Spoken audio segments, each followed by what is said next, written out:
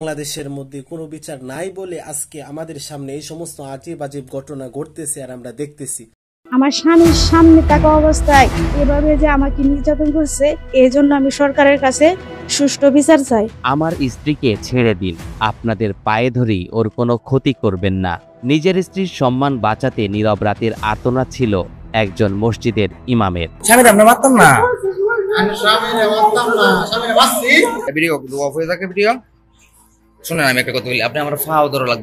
ইমাম সাহেবের এমন অনুনয় বিনয়েও মন গলেনি পাষণ্ডদের। 4 ঘন্টা স্বামীকে অস্ত্রের মুখে জিম্মি রেখে স্ত্রীর উপর চালানো হয় অমানসিক নির্যাতন। আমাকে এবং আমার স্বামীকে পলাশ, জহিরুল ও রুবেল নির্যাতন শুরু করেছে রাত্র 2:30 থেকে সকাল 6টা পর্যন্ত টানা সারা রাত্র এইভাবে আমাদেরকে নির্যাতন করেছে। এবং হাতে একটা লম্বা কি নিয়ে আইছে, এটা সাদা জিগজি করতেছে, চুরির মতো মনে হয়। তখন আমার কাছে আসতে চাইতেছে পর্দার আড়ালে। তখন আমার স্বামী বলতেছে যে না, ওইদিকে যাওয়া যাবে না। তবু ওরা জোর করে আসতে চাইতেছে। তখন কি করছে, জহিরুল আর রুবেল ওরা আমার স্বামীকে ধরে রাখছে, আর পলাশ আমার কাছে পর্দার আড়ালে আসতেছে।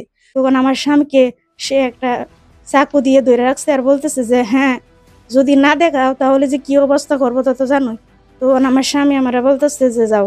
আমার স্বামীর সামনে থাকা অবস্থায় এভাবে যে আমাকে নির্যাতন করছে, এই জন্য আমি সরকারের কাছে সুষ্ঠু বিচার চাই। ঘটনাটি নেত্রকোনা দুর্গাপুর উপজেলার শান্ত জনপদ সুতিয়াপাড়ার। রোববার রাতে এই গ্রামেরই এক নুরানি হাফেজিয়া মাদ্রাসার শিক্ষক ও মসজিদের ইমাম এবং তার পরিবারের সাথে ঘটে এমন নৃশংস ঘটনা। 2টার সময় তারা ঢুকছে 3 জন লোক। একজনের নাম হয়েছে পলাশ, আরেকজনের নাম হয়েছে জহিরুল, আরেকজনের নাম হয়েছে রুবেল। এই 3 জন লোক ঢোকার পর সাথে সাথেই আমার রুমের চিৎকারি লাগাইছে। লাগানোর পর এই মোবাইলগুলো, আমার হাতে যে মোবাইল ছিল এই মোবাইলগুলো তারা আটকাইছে, যেভাবে আমি খাওয়ার সাথে যোগাযোগ আমি না করতে পারি। এভাবে 2টা থেকে শুরু করতে করতে এবং আমাকে মারধর করছে, বিভিন্ন জায়গায় আমাকে আঘাত করছে এবং আমার স্ত্রীকে বিভিন্নভাবে নির্যাতন শুরু করলো। তখন অবশেষে তাকে আমি পাওয়া দিল বলি, ভাই আপনি আমার এই ক্ষতিটা করেন না। এবং এইভাবেই 2টা থেকে শুরু করে এইভাবেই ফজর পর্যন্ত আমার উপর নির্যাতন শুরু করলো। তারপর তার হাতে একটা ছুরি ছিল। আমার বউরে বিভিন্ন হয়রানি, মুখোশে টানা এবং নির্যাতন শুরু করলো। অবশেষে আমার স্ত্রী আমাকে ফানজাতে ধরলো।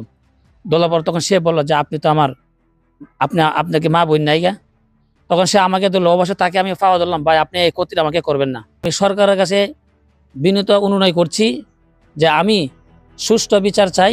যিনি প্রতিদিন শিশুদের কোরআন শিখান, মানুষকে সত্য ও ন্যায়ের পথ দেখান, সেই মানুষকেই শিকার হতে হলো এক ভয়াবহ নির্যাতনের। তাই এলাকাবাসীর কণ্ঠে ক্ষোভ ও বিচারের দাবি। ফজরে নির্যাতন শিকার হয়েছে, এটা তাই আমরা বিচার চাই। কথা তো সত্য, সকলে এই কথা বলবে, বিচার চাই।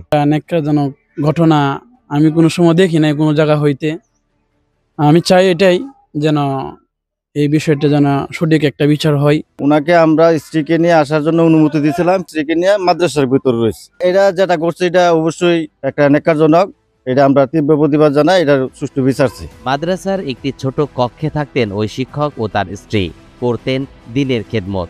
বিনা কারণে বখাটেদের উৎপাত ও তাণ্ডবের শিকার হওয়ায় খুব আলেম সমাজের মধ্যেও এই ঘটনার দ্রুত বিচার চাইলেন জনপ্রিয় ইসলামী বক্তা রফিকুল ইসলাম মাদানী। একটি জঘন্য এবং খুবই মর্মান্তিক ঘটনা আমরা প্রত্যক্ষ করলাম।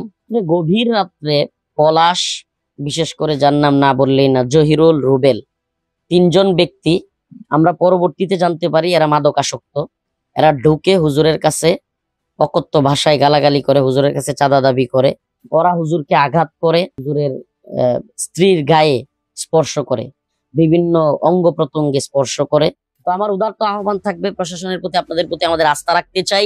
আপনারা যেই ব্যবস্থা নিয়েছেন এই ব্যবস্থার উপর আমরা আস্থা রাখতে চাই, কিন্তু আমাদের ধৈর্যের বাদ বেশিক্ষণ থাকবে না। এই বদমাইশ কুলাঙ্গার দ্রুত সময়ের মধ্যে গ্রেফতার না করা হয়, আমরা আন্দোলন করতে বাধ্য হব। এদিকে মামলা রুজুর পর একজন আসামি পলাশ মিয়াকে গ্রেফতার করা হয়েছে। এমনটাই জানিয়ে দুর্গাপুর থানার কর্মকর্তা বললেন, বাকিদের গ্রেফতারে অভিযান চলছে। ঘটনাস্থলে আমার পুলিশের ফোর্স পাঠাই, যা বিষয়টা বিস্তারিত তদন্ত করি। তদন্ত করে ঘটনার সত্যতা পাওয়া যায়, তখন আব্দুল্লাহ আল মামুন সাহেবকে থানায় এসে এই বিষয়ে লিখিত অভিযোগ দেওয়ার জন্য বলি। গত 18 তারিখ তিনি থানায় এসে লিখিত অভিযোগ দায়ের করে সেই অভিযোগের প্রেক্ষিতে আমরা নিয়মিত মামলা রুজু করি। মামলা রুজু করে যে অভিযুক্ত 1 নং আসামি মোহাম্মদ জহিরুল ইসলামকে আমরা গতকাল তাৎক্ষণিক গ্রেফতার করি। তাকে আদালতে প্রেরণ করা হয়েছে। মামলাটি তদন্তাধীন আছে। মাননীয় পুলিশ সুপার মহোদয় সার্বিক বিষয়ে মামলাটি অতি গুরুত্বের সাথে দেখার জন্য আমাদেরকে পরামর্শ এবং দিক নির্দেশনা দিয়েছেন।